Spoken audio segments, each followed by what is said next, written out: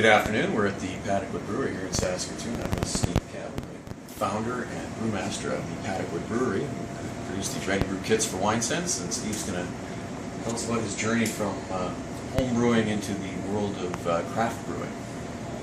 Yeah. Thanks. Hi. So it all started actually about in 1992 when I moved to Saskatoon with my wife, and back in Ontario, craft brewing was getting going, and I fell in love with the diversity and the complexity of craft beer. And when I moved to Saskatoon, there really wasn't anything available. So I decided I would have to try to make it. This is where I guess my academic background kicks in. We were both teaching at the university, and I actually have 2 graduate degrees. The one spin-off of doing a lot of graduate work is that I know how to research. So when I wanted to make beer, I simply went to the library and researched like crazy and discovered how to do it. In order to make beer from scratch, I had to import the ingredients. And I wanted to do this on a larger scale. It was very expensive to bring in just a little bit of stuff from the States. The brokerage fees were killing me. So I thought I would set up a company and do it myself, buy in bulk. And I was calling Paddock Wood England in order to buy hops, because at the time I was on a kick for British ales. And when the government said, right, give yourself your company a name that's distinctive, I said, right, Paddock Wood. It's synonymous with good British hops. So thus Paddock Wood Brewing Supplies was born in December of 1995. That was the start of it. So December of 1995 I got a pallet of materials from the States, grains and hops, and I put up a website sharing my goods. The only way I could import these and get this going from wholesalers was to have a company with an internet option. So we're selling goods over the net. In 1996 I had $300 in sales, then in 97 it was $3,000, in 98 it was $10,000. I was going to actually close down in 99, but one of my friends and local customers said, you can't close because I can't, the only beer I can drink is the stuff I'm making with these ingredients.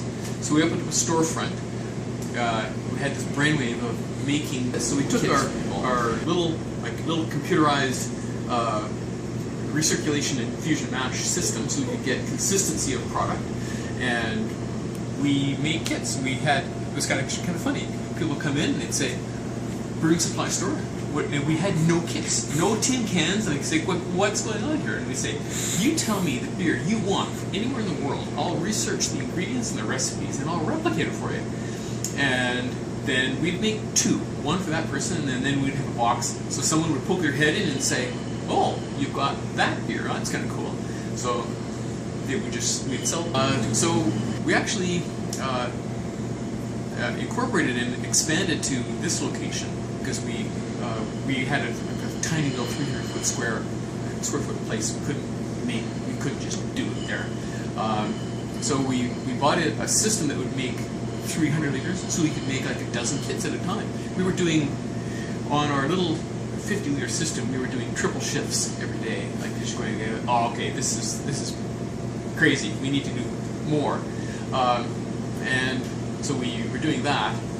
That's when the federal government asked us what we were doing. Technically, making beer from scratch is illegal. You need a federal permit, you need to be bonded, and so the application for making the kits was the same for being a brewery. So in 2003, we became a brewery that made beer kits, and we still make them today. These boxes, they're pretty simple in their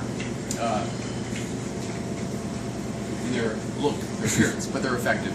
It's a bag box, 23 liters of a beer brewed 2 strength.